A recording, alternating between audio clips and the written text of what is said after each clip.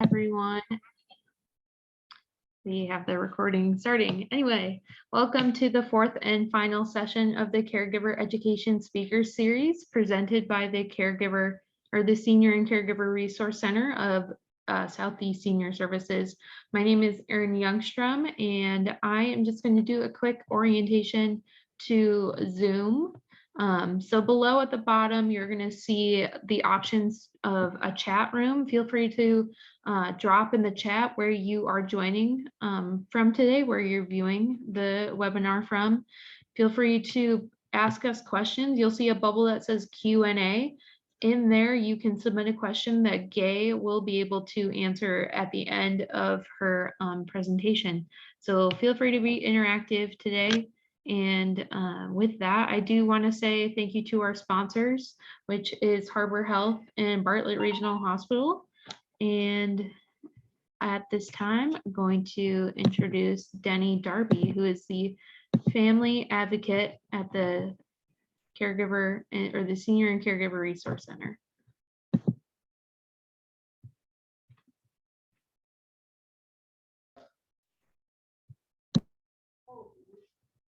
Hi, Denny. Hi. Oh, there I am. I am in the upper corner. I moved around.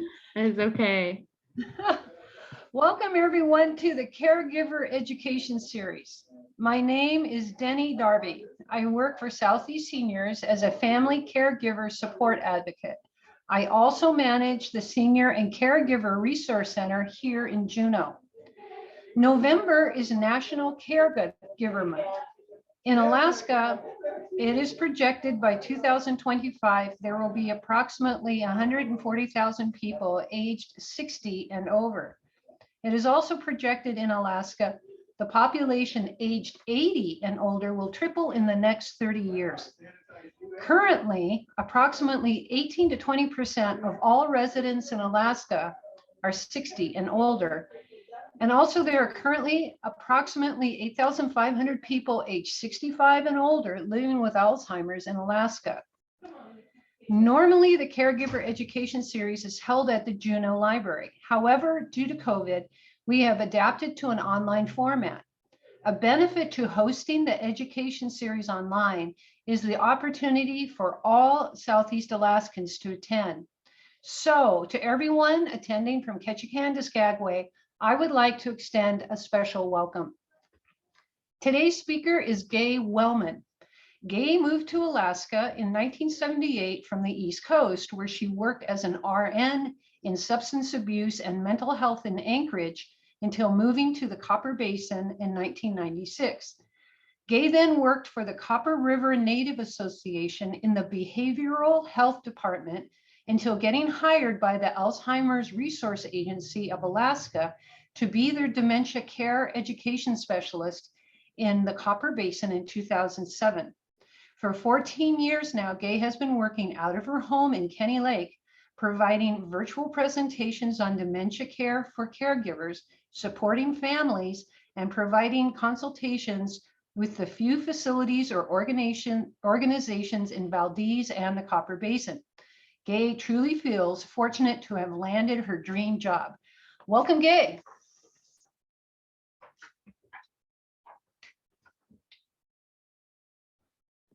I am promoting her. 1 second.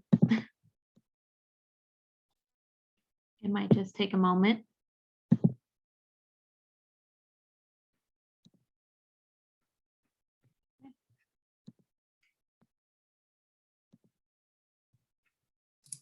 Okay, and I will start my video. How about that? Hey, everybody. Thank you so much for having me. This is wonderful. I'm really looking forward to doing this. And I will go ahead, I guess. Gay, yeah. You're muted. You need to unmute yourself there. I thought I did. Yeah, I'm unmuted. I'm unmuted. I don't know about you. You're good, Gay. Okay. I love this Zoom stuff. And the one thing I need to let you guys know is that it's possible because in our area, I live out in Copper Center, and our internet connection sometimes goes away. So, or it's very spotty. Hopefully today it won't do that for us, so we can keep going. But hang in there with me. If it does, I usually can get back in fairly quickly. Okay, well, I am excited about today, and I'm going to share my screen. Let me do that, and we will get this show on the road. Oops, wrong place. What is that? Okay, there we go. I was obviously reviewing my slides. So, okay, all right, here we are. And I hope this is going to be okay with this. I'm going to just put myself on here. Okay. All right. Today, honoring connection. You had a wonderful talk from Laura. What was her name, Lehman? The last name. She did a delightful job of explaining dementia and the basics of communication with someone with dementia. So I won't be spending a lot of time on that today, but we will do a little bit of reviewing, and I'm going to emphasize some of the points that she made.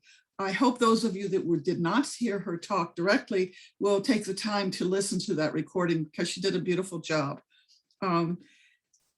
I titled this talk Honoring Connection because connection is really what it's all about. We can't communicate until we're connected. And there's lots of reasons for that. So we'll be taking a look at this next slide should give you what the objectives of for today are. A brief view of some of the key points about communicating with someone with dementia. As I said, Laura did a beautiful job of touching most of those points. There are some handouts that you can ask for. There are going to be a few that are already in the chat box, I believe.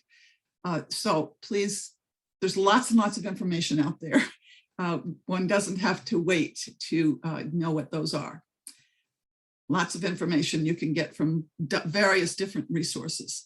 Then we're going to be looking at a little bit of how do you talk to family about this issue? This is a big thing. There's a program called the Savvy Caregiver program, and I'll be mentioning that later, that really gets into that whole issue of family and how do we talk to our family about what's happening for our loved one if you're the primary caregiver.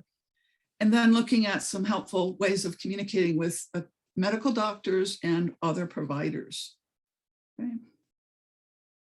So let's take a look at what does it mean to communicate. Okay, think about it. What does it take to have a heart-to-heart conversation? These are just a few of the things, obviously. These are the kind of things that as a person develops dementia, they're beginning to lose this, aren't they? You heard from Laura, shared language. Sometimes it's just an ability to see and hear. That's an addition to dementia. Dementia doesn't necessarily cause that, but certainly to understand what they're seeing and hearing can cause that. And so this is something that happens for all of us, actually. Shared language, ability to see, our attention to things. If you're trying to do lots of different things, it's hard to really communicate effectively with someone. You can try to do that thing that we call multitasking, but mostly it doesn't work real well when you're trying to really communicate in a heart-to-heart manner. And this certainly happens. These are some of the things we lose with our loved ones when they start developing this thing we call dementia. Okay, I think most of us know about this, that the reality is that most of our communication is actually nonverbal. This actually is something that if you're dealing with someone with dementia, you're going to have to develop your skills. And it's a wonderful opportunity for us to develop those skills of becoming aware of how much we communicate nonverbally. I think one of the things I like about Zoom is that people get to see me. They get to see how I'm responding, my gestures and gestures, or not, and we also, people, when you think about it, when you're communicating with someone with dementia, you want to be sure, again, that you're connecting with them, that you have eye contact with them, that your gestures and your body language, your facial expression, the tone of voice, how close you are, those sorts of things all matter when you're dealing with someone with dementia, because that's what they depend on. And so if you're telling them one thing with your words, but your nonverbal communication is telling them something else, guess what they're going to be paying attention to, especially in the later stages? Your nonverbals.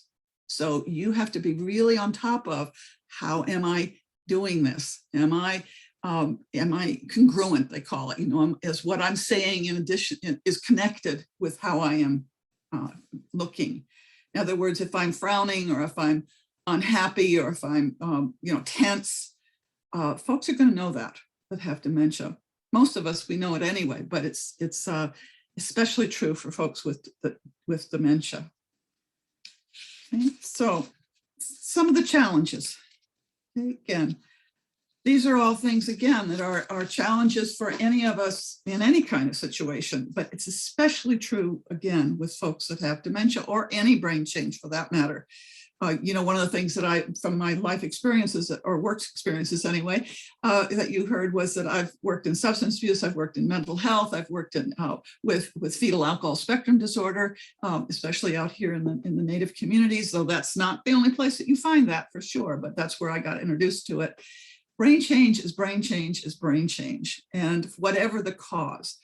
Some of us can experience brain change temporarily. I don't know about you, but when I'm under a lot of stress, or if I'm tired, or if I haven't eaten right, or if I'm other things are going on, if my health isn't really good, I'm not in top form.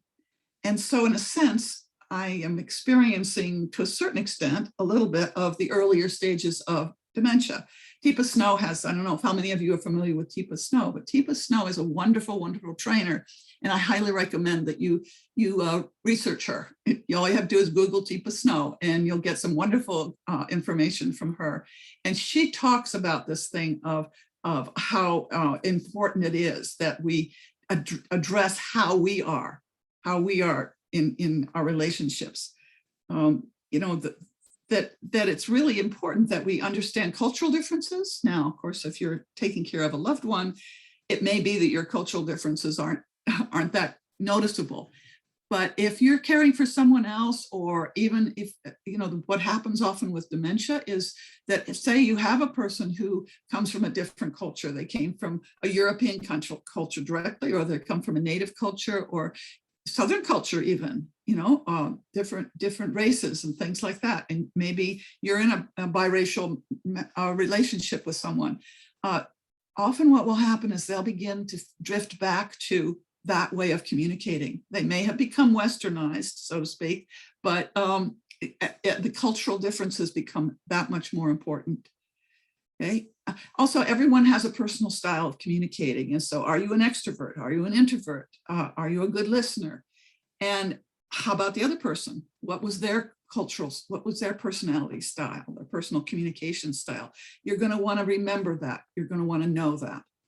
And again, all these other things that are listed here are really important when we're looking at communication challenges. It's not just a dementia, though that will certainly exacerbate any of these things. So the key point is understanding another style is going to be the key about altering your own, because when you're talking with someone else, as Laura did a wonderful job of sharing with us, that you're taking on, you're becoming, I term of it as an external brain. You're the external brain for this person who has a brain change. In this case, we're talking about the brain change that comes with dementia, or some form of dementia. So you're the one that's going to get to alter things. You're the one that's going to have to change because they no longer can. And again, it's progressive, so it's not going to be right away, but eventually you're going to get to the point that they're not going to be able to make those changes that are needed to deal with some of these communication challenges. So again, that's one of the, I think of it in terms of, it's almost like a benefit.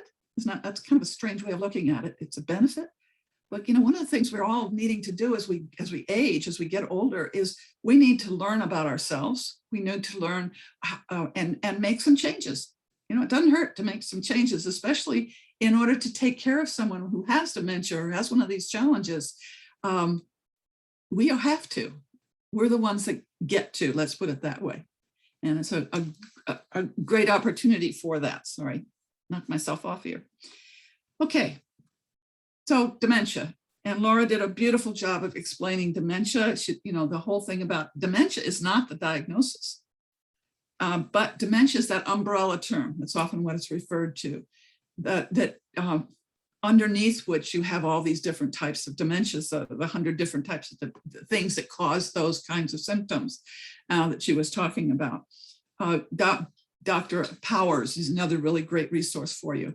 Dementia is just another way of viewing the world. It's not bad or good, it just is, it's different. And it can be a very interesting experience to join that person in their world, wherever that is. Use the same approach when working with mental health, is to figure out what's going on for them, not just and trying to get them into our world doesn't necessarily work very well at all. So she talked very well about the different elements of thought. There's actually 8 that we identify with anyway: judgment, organization, memory, language, perception, abstraction, reason, attention. All those are things that get affected by this thing that we call some form of disease that's causing these dementia, this umbrella term to get utilized.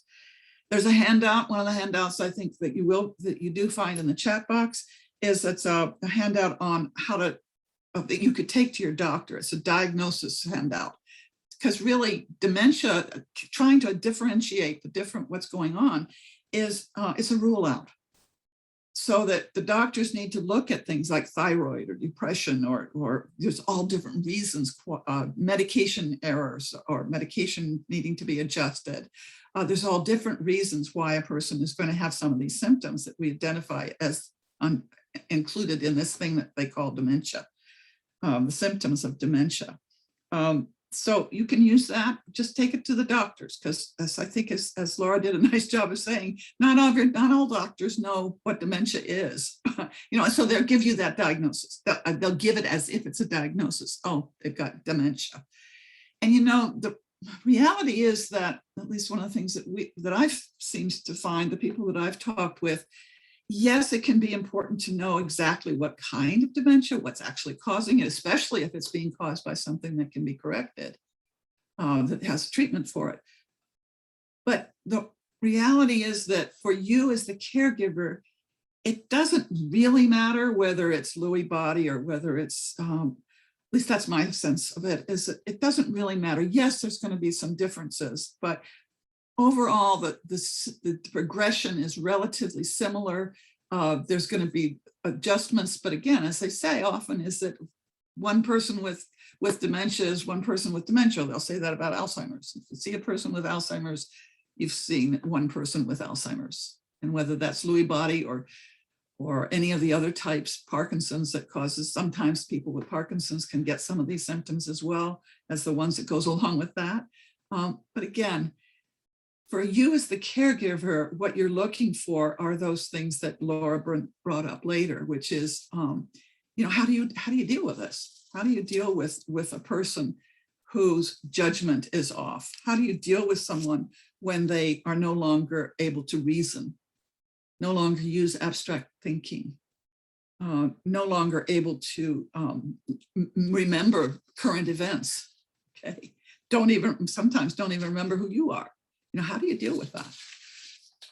Okay.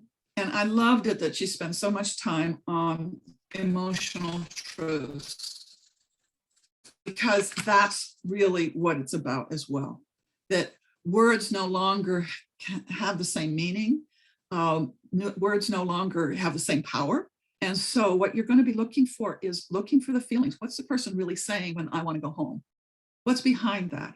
Or where's my mom? Where's my mom? I want to see my mom. And she died 10 years before.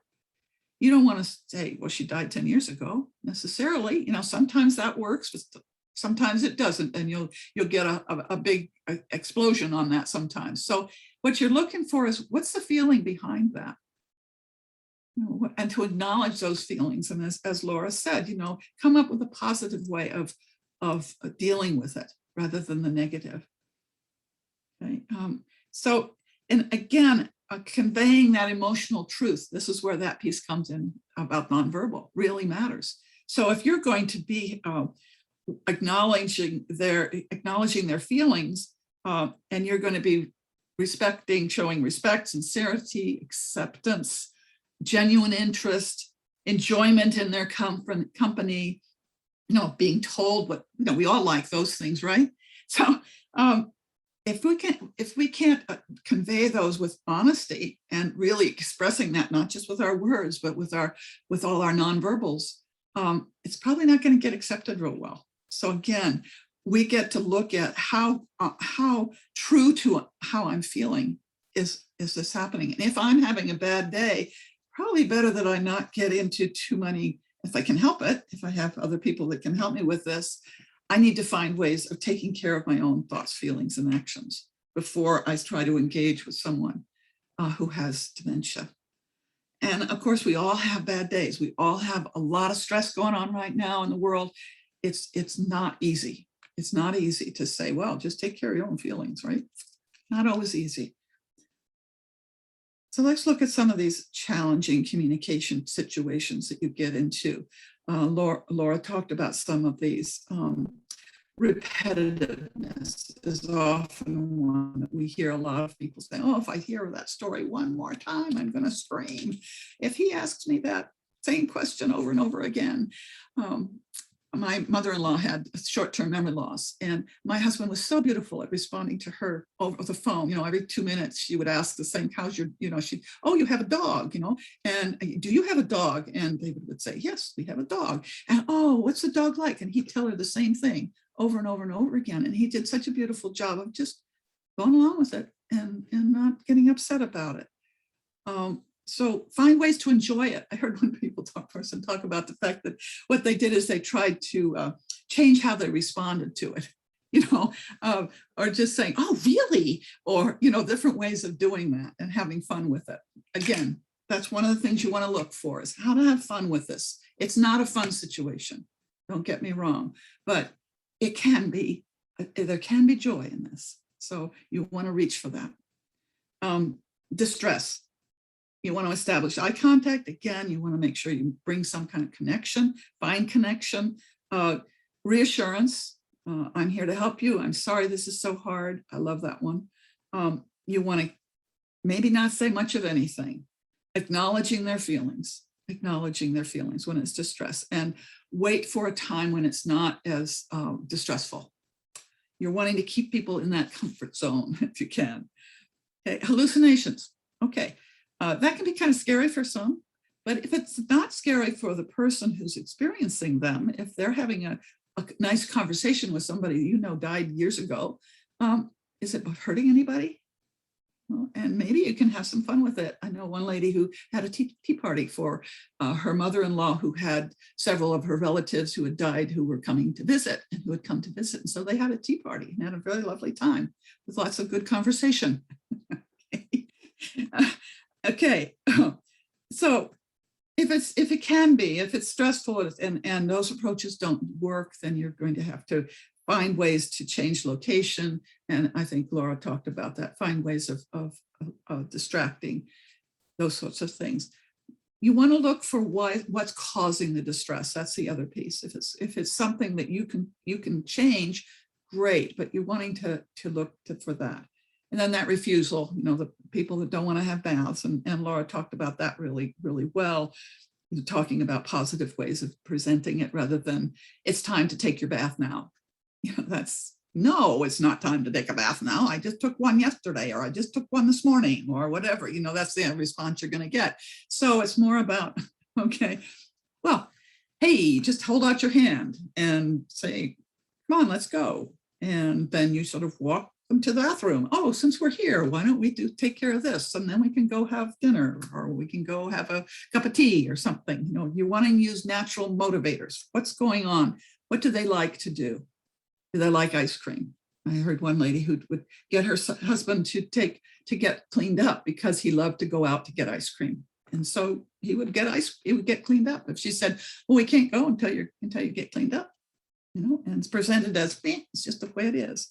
And then paranoia, again, providing the reassurance and assistance, but also trying to figure out what's going on there. These kinds of things are the situations that can cause us to react rather to respond. And I hope this is a piece that I've gotten in touch with over the years here, that Teepa again talks about this. She talks about the amygdala, that part of our brain that's the native brain, so to speak, the one that goes fight, flight, and freeze. we all have that reaction when we're dealt with, when we meet something that's a little scary to us or uncertain, or even when we feel like we're being under attack. Let's say your loved one's getting really aggressive and stuff. So our amygdala is going to kick in. Now, the trick is that they can't control what they're doing. That's what you get to remember. But we can learn how to do that. We can learn how to deactivate, bring the chemicals that are being released whenever we have our adrenaline rush, right? And we have to do that. We have to learn how to do that if you're going to be caring for someone with dementia. Otherwise, you're going to have catastrophic reactions, or you're going to have people totally withdrawing. Okay. And Laura talked about how it's a lot of practice. And you need to do that, because if your amygdala is running, you're not going to be thinking. And if there's often situations where you're the external brain, you're the one that gets to do the thinking. They can't. And when they're under distress, it's their amygdala that's running. That doesn't go away for a long time. Okay, that's that primary brain. Okay, this one, when conversation isn't working. My sister has dementia. She lives down in North Carolina, and I talk with her on the phone. And there's sometimes when I have to develop that fine art of monologue. We do Zoom meetings. And so I'll often be the person that's doing most of the talking, but I can see that I'm reaching her when she smiles or nods her head. And I just have to keep doing that. And the friends that join us on that webinar, they're getting really good at doing that. I'll talk about memories that I've had about our life together. And I don't ask her, Nancy, do you remember when? It's more about, Nancy, I was thinking about, and this is what I remember about when we were little. And I'll share with her something. And that's when I get the smiles. That's the sort of thing. Singing, of course, music is always valuable, a very, very useful thing to have in your toolbox. And that's part of what you're going to be developing. Knowing what they like, knowing what they don't like, using sights and smells and textures, especially as it becomes as the disease, whatever process is going on for them, progresses to the end, towards the end of state. It's going to be more about the engaging the senses. Okay. And then remembering the 3 C's. Laura, again, she didn't call it this, but this is one way of looking at it, and the same thing that she's talked about. Staying calm, slowing down helps, that sort of thing. And this kind of recaps everything that we just talked about and that Laura talked about. You want to be consistent, matching your body language, tone of voice. And remember, the first step is connection. And that can take, it doesn't have to take very long, but it's like, hi, my name is, and reach out and hold their hand for a little bit, if they're willing to do that. But get their attention, have them make sure they're looking at you before you try to do anything. You don't want to do things to them anyway. It's about with. Okay, and then this is the kind of the capping of all that is you want to be providing encouragement, helpful reminders. If you go to our website, you'll find lots and lots of information there. We have lots of talks that we do like this, and that you can easily access. At this point, we're not recording them usually, but I like the idea of doing that, and we're talking about doing that more. Okay, so, and I hope if there's any questions that they're being put in the box. I know I went through that relatively quickly, but this is where I wanted to get to today, is talking about families, because I like this quote.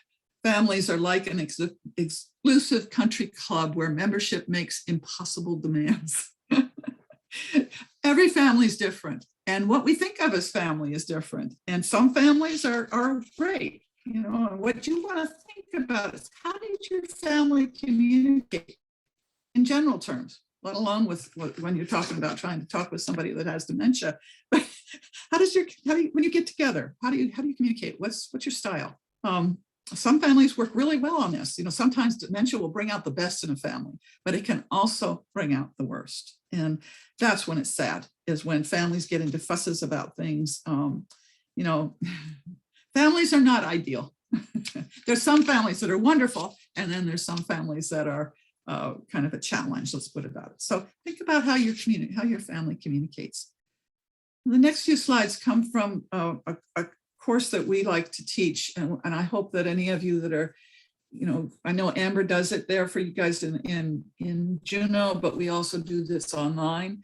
It's called the Savvy Caregiver Program. It was a program that was developed quite a few years ago by a Dr. Hepburn. And over the years, he's adjusted it a bit, but this one is strategies for benefits for family participating in caregiving. Again, we're looking at what are the benefits? How can I get benefit out of doing this? Boy, this feels like really hard work, but you know what? If you have that education that Laura talked about, if you understand what's going on with dementia with your loved one and what it's about, and have some idea of what the journey is going to be like, and you're getting help with it, getting understanding can really help. Okay, and it'll improve your life, and it'll improve the life of your person that has dementia. Knowing what kind of help you can expect. Know your family. What do they have? Know your resources, period. But certainly when you're looking at your family, do you have a family member who's really good with numbers, or a family member who's got certain skills? Maybe they're the good caregiver. Maybe because not all of us are, right?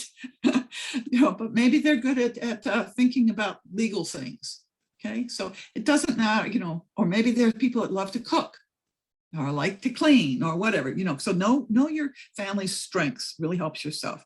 And we're going to take a look here in just a minute about different types of family, because there's different types of family caregiving that it's good to know about, good to understand. What's your family style? And then there's this thing of being able to provide specific directions. In other words, you want to educate your family. You don't want to assume that they understand what's going on. And there's lots of reasons why, and we'll be looking at some of the barriers that come into what happens with families. Because what you're wanting is, if you do these things, you're going to have families feeling useful. They're not going to feel cut out. And even if they're long distance, you want to get agreement if you can. And it's certainly helpful if you can get that harmony. Okay, 5 types of, again, this is from the Savvy Caregiver Program. He was really, I like this, that he looked at what are the types of family caregiving? When you are in a situation, and this is true of all of us, how does your family function? Whether it's because of the dementia, or what happens when there's another type of challenge going on? Is it solitary? Are you the only one?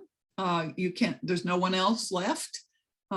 And you're comfortable with that. Again, it's not good or bad. It's just, this is one of the ways that a lot of people find themselves, that they're the one. And so, I think as Laura's situation with her mother, it sounds like her mother was quite happy with that. Was okay with being the family, with being the solitary caregiver. She liked that role. Okay, she didn't need the help of family. At least she didn't think she did. Okay.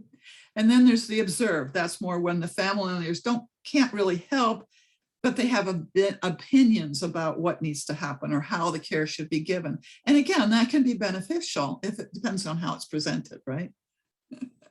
You don't want somebody telling you to doing it wrong. None of us do, but that can happen. And that's when it can become uncomfortable and not work very well. And then there's tag team, sequential, shared care, rotate care.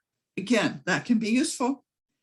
It can work, but it can also be a bit of a challenge. If I don't agree with how you're doing things in your home, but I come in and take mom and take care of her in my home under different circumstances with different things, that can bring up family unease.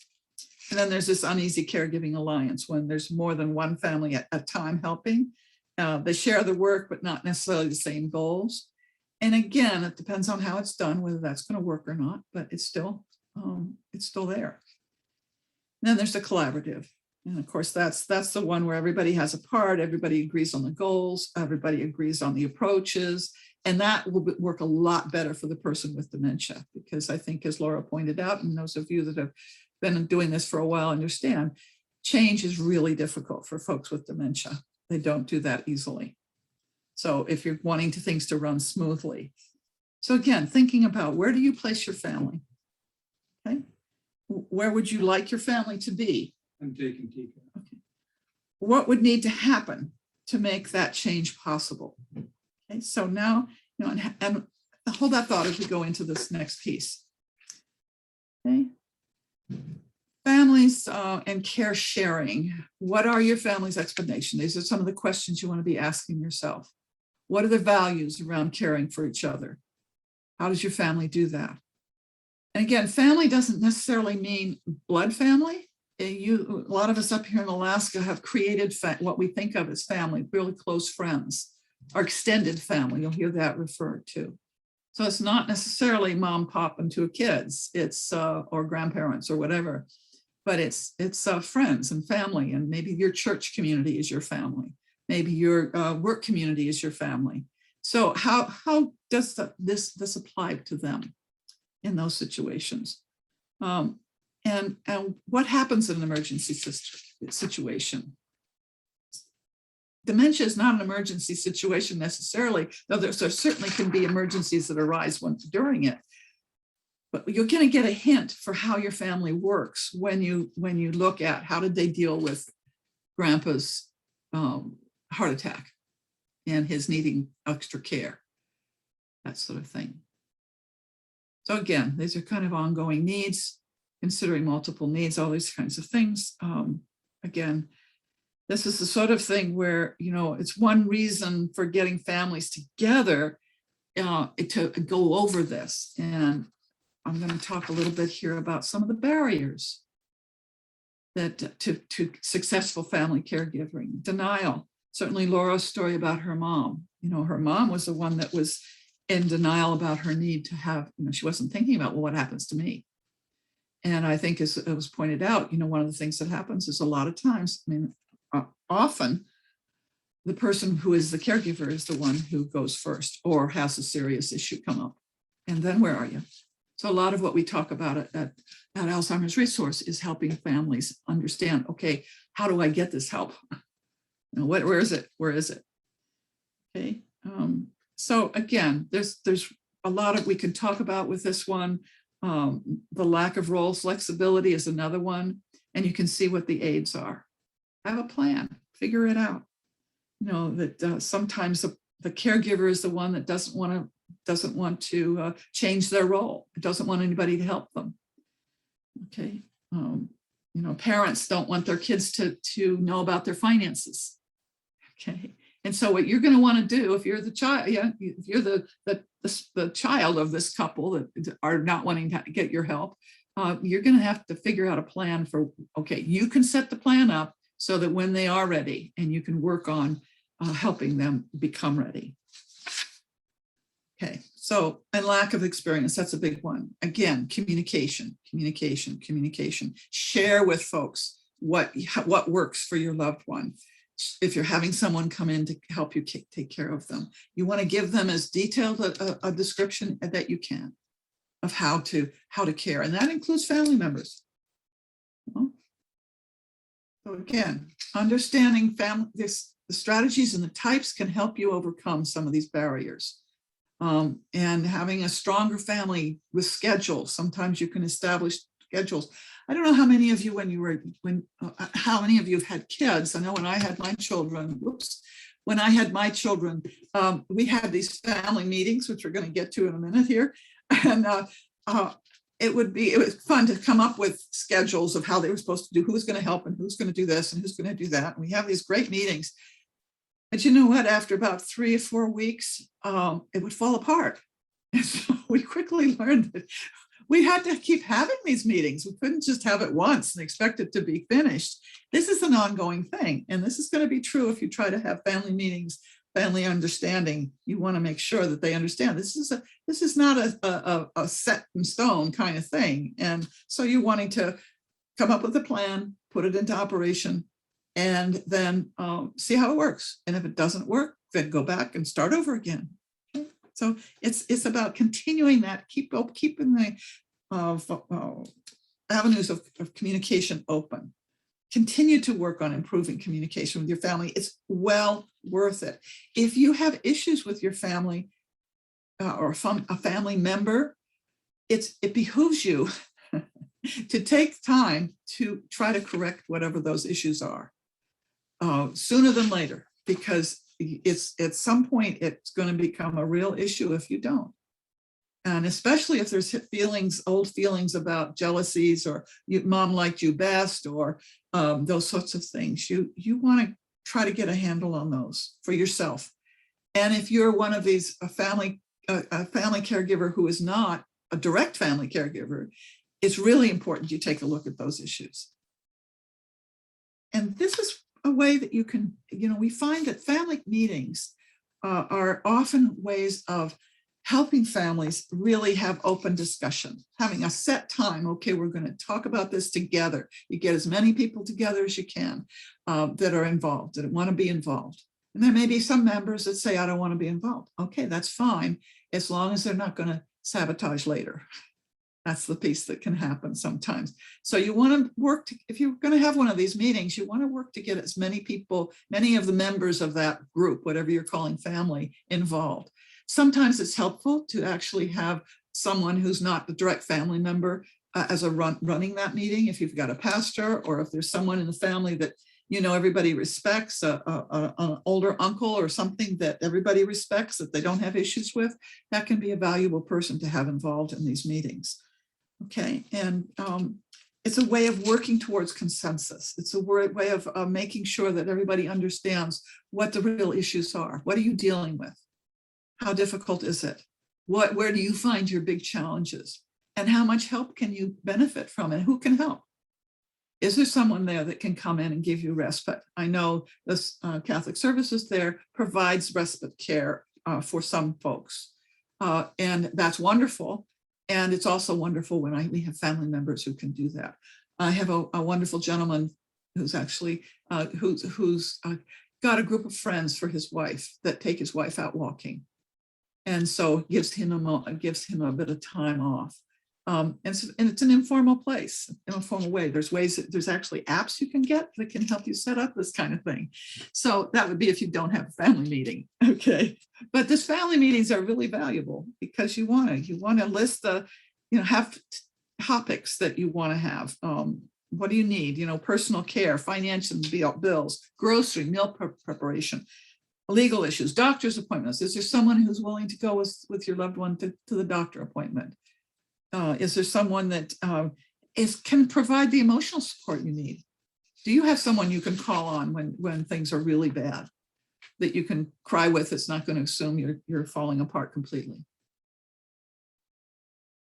Okay, so in summary, the family is a caregiving resource. The family meeting. Okay, let's do it this way. The family meeting is a way to opportunity to prioritize needs, to identify the needs, prioritize them, to discuss care options, who's going to do what, who can do what else is out there. Maybe I don't know that there's something out there that would really help me. I don't know how to access the Meals on Wheels, but my sister does. Hey, let's go with that one.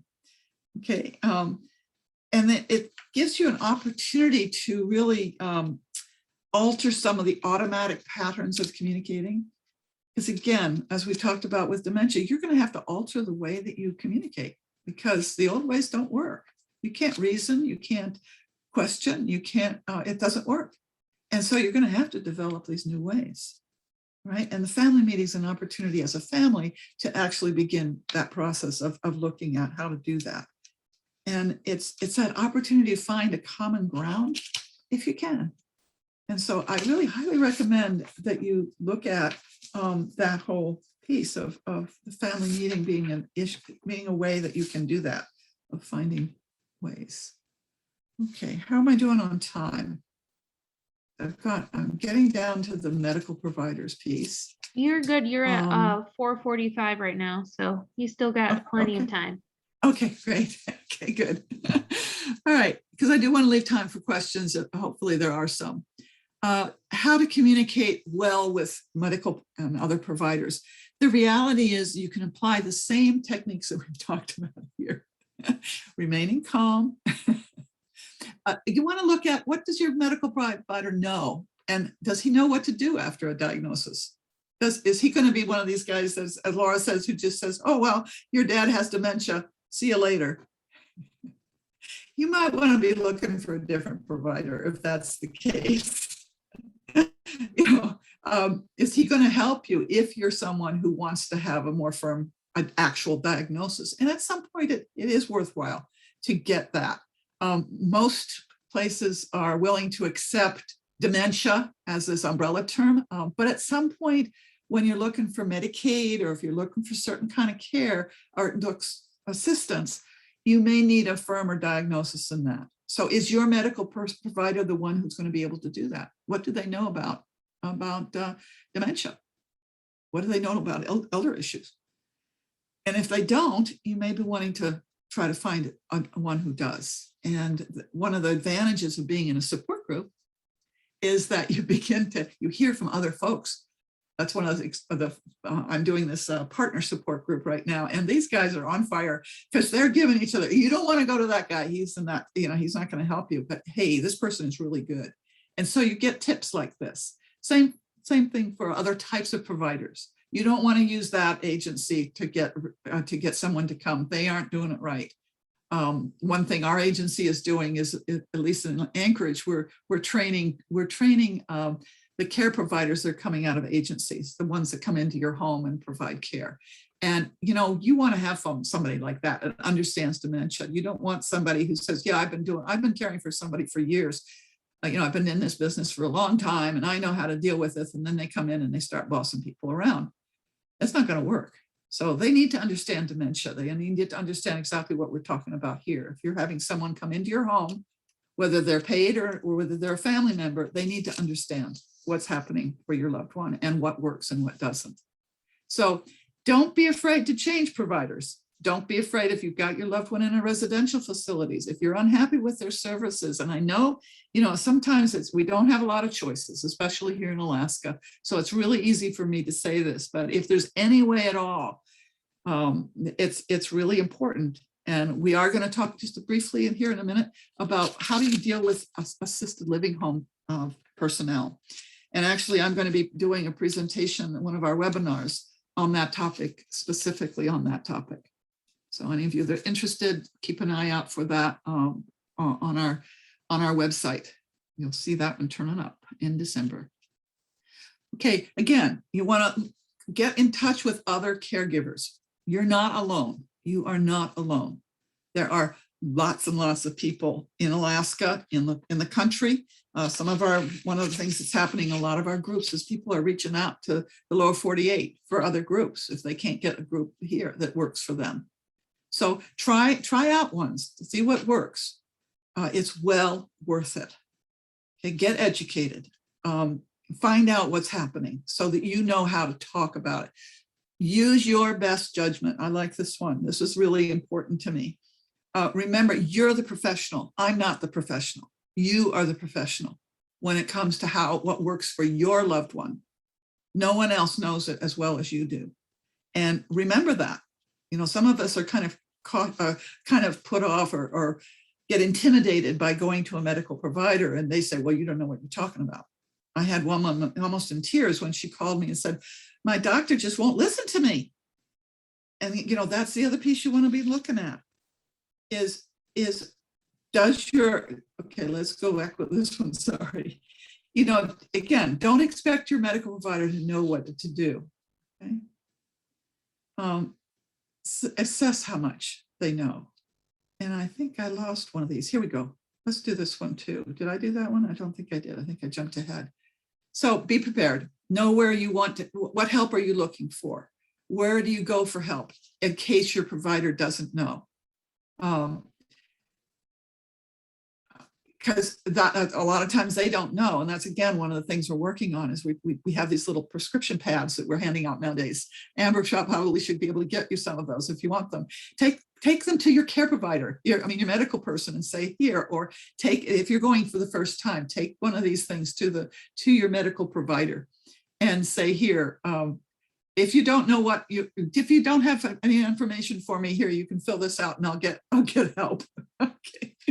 So, write them down ahead of time, your concerns, have concrete examples So when you go into them, you're giving this person who's got 15, 20 minutes to deal with you and your loved one, get your concerns in front of their face in writing, have it become part of their chart.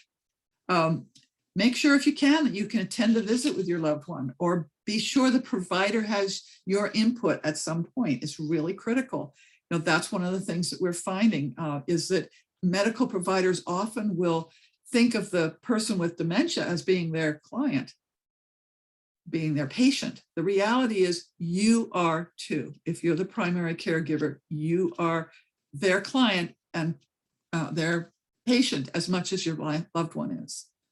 So make sure they know that. You become the advocate. Okay.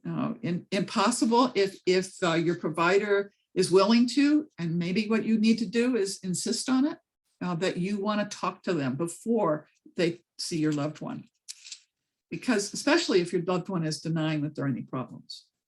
And I've heard this story again over and over and over again, where the loved one will go into the person with dementia will go into the doctor's appointment and say, I'm fine. And in the beginning stages, they can act fine. They can sound fine. They can answer the basic questions. They know their history enough to be able to tell the doctor that they look great. And they don't realize what it's like for you at home. They don't get that. And then if they're not willing to listen to you, again, that's when you want to make sure either you jump up and down enough calmly. You don't want to do it reality. That's what you might feel like to do it, but remaining calm, polite, and concise when you're talking to someone who's only going to see you for 15 minutes. Okay. So you're feeling inside that you want to jump up and down. I know. I'm dealing with that with my sister too. It's like, oh my gosh, what am I doing? I need to get their attention. And I'm up here in Alaska. She's down in North Carolina. How in the heck do I do that? So it's like, I just have to take that deep breath that we talk about when we're talking with our loved ones. I have to take that deep breath. I need to remember that, get my frontal lobe working, not my amygdala. My poor sister, oh my gosh, you're not being cared for properly. I need to calm down. They're doing the best they can and engage this and figure out a way to support these folks because they're under a lot of stress, not necessarily medical people, but moving forward into assisted living homes. Again, I have this diagnosis for the handout, and I highly recommend that you use that because dementia, especially if you don't have a firm one, dementia is, any of them is a rule out, or Alzheimer's or Lewy body or Parkinson's or frontal temporal lobe dementia or traumatic brain injury, whatever it is really a rule out. The traumatic brain injury, you kind of know where that's where it came from. Okay, so I think we just went through this one fairly well. Join the support group, use your best judgment. Very, very important. Okay, I'm going to spend just a couple minutes on communicating with assisted living home staff. Again, pretty much the same kind of thing. Do your research. If you're looking at having your loved one, if it's gotten to the point where you can no longer handle it, you want to make sure that you really check things out. I think I had to move my sister 3 or 4 times before we really found a place that was going to work. And there's lots of different things that we could talk about with this one. But as far as communicating with someone on staff, you want to do all this stuff. You want to write the detailed story about your loved one. And again, one of the handouts is an example of that. Actually, my sister's was in a Brookdale facility, and I liked their form that they gave me to fill out. And it was quite an exercise to do it. And I learned a lot about my sister by doing it, because I had to ask her friends for some of the information, because I didn't know her full life that well. We'd kind of gone different directions. But it's a good exercise to write this stuff down. Okay. You want to be aware of the staff's challenges, especially now when you think about it with COVID. These folks are under a lot of stressors, short-staffed, the loads that they're having to carry, and they've had periods of time when family couldn't come in and help. And they depend on that, family and friends coming in to visit. And you need to depend on that. If you're a person who's trying to do it long distance like I am, you want to find at least one person in the facility, or a friend, a close friend who can go in and who can get in there. And especially if the facility is closed because of COVID, you want to try to connect with somebody on staff, get to know them. establish a relationship when use some of the same tools you had with your medical providers or with your loved one with dementia. Again, engaging that frontal lobe, not allowing our anxiety to take over. You know, we know how to deal with people when we do that. We know what works. Read their nonverbals.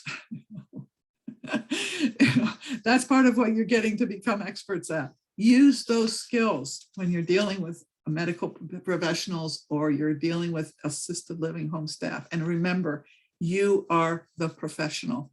You are the one that knows best. And if you question that, make sure you get around other family members so that you can get that reassurance. Make sure that you get the information you need so you are the professional as far as what's going on with dementia. Make any suggestion gently. Be aware of what their challenges are. Some agencies only want you to talk to one person. Learn about their policies. This is really important, especially what kind of training are they getting? How do they treat their staff? Be aware of those things. Okay, and how has COVID affected them? And remember, if you're going into facilities, it's not just about cleanliness. You're looking at atmosphere. And again, all that nonverbal, what's happening around them. Okay, so as with everything, connection is the key. Connection is the key. Become aware of what your triggers are so that you can learn and practice how to deal with them. That's the other big message I'd like to make sure people come away with, is keep your frontal temporal lobe engaged. No matter who you're talking, whether it's with medical people or your loved one with dementia or your husband or your best friend, we want to keep our frontal temporal lobes engaged. As long as we've got them, let's use them. Okay. All right. I think that does it for me. Here's my information. I realized I didn't attach that to the handout of slides that you may have gotten, but hopefully it sounds like Erin is going to attach that. So I am going to stop my share, and I hope we can find some, have some questions there, if there are any. I don't have any particular questions, but you made some references throughout the hour that I think, and this is part of what Laura talked about and what you're talking about, that really sums this whole thing up. You mentioned a little bit about have to versus want to. Yes. You said dementia is just another way of viewing the world. I've heard autism advocates use exactly that same phrasing. So let's see. I've heard then the Tea Parties thing that really stuck out at me. And you talked about benefits. You know, these benefits are not tangible benefits. No, none at all. And then you said the last thing that just dementia is not an emergency situation. Like that person has dementia and they may have other health problems, but dementia itself is not. And as someone who runs the resource center, I definitely get calls from people where dementia is an emergency. Okay, and so I just think like the whole thing that you're talking about, it really comes down to like, it's not about the person with dementia at all. I'm in a bit, I mean, that's the person but it's really about the caregiver. Yes. And what it really comes down to is acceptance that this is happening. This is where my loved one is right now. And forgiveness.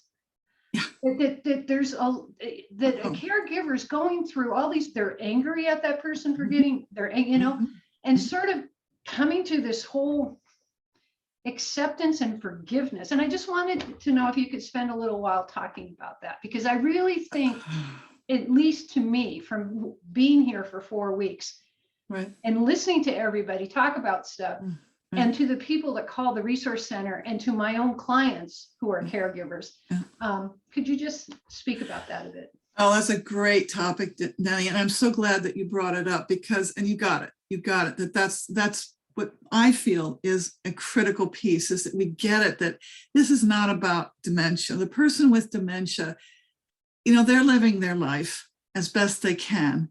And what our job is to become partners with them and deal with our own issues.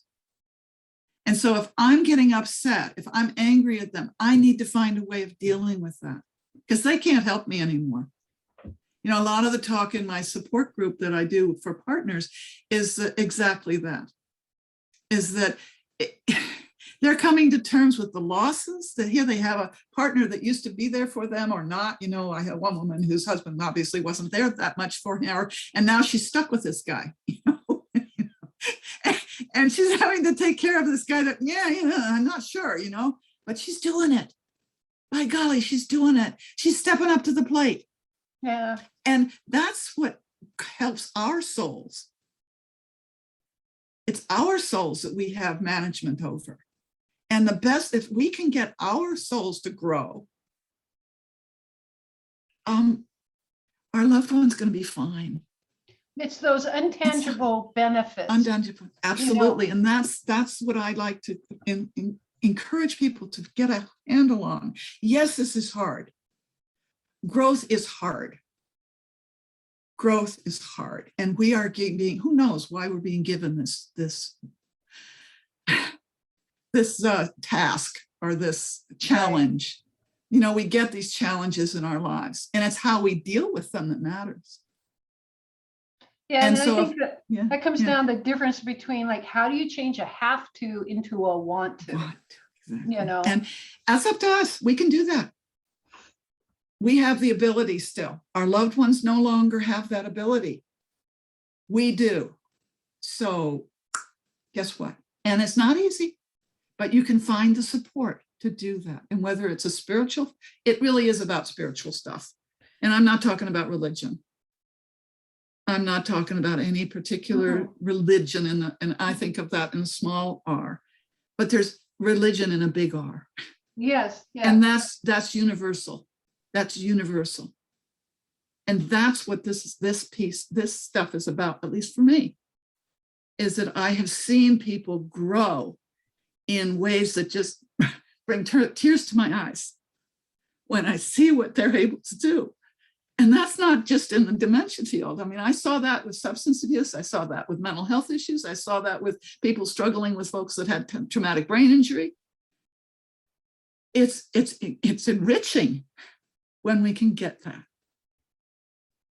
And well, thank you so much for because you added a whole like different dimension to Laura's talk. I mean, yours was a lot more hands-on, nuts and bolts. I mean, like for people, and I think there's, if the handouts are available, this session is going to be recorded like all the other. And so the cool thing about this is that we're going to be able to use this as a resource now, Gay, for all of our caregivers in Southeast Alaska. So thank you so much. It's a little scary when you talk about it that way. Like, yeah, oh my God. All of Europe, you're going to be everybody in Southeast will know you.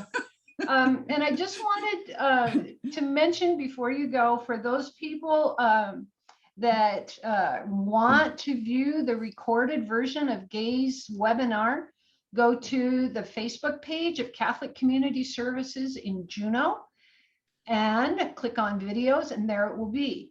If anybody has any questions or wants to get a hold of me about anything to do with any of the webinars, you can contact me at denise.darby@ccsjuneau.org, or my phone number is area code 907-463-6181.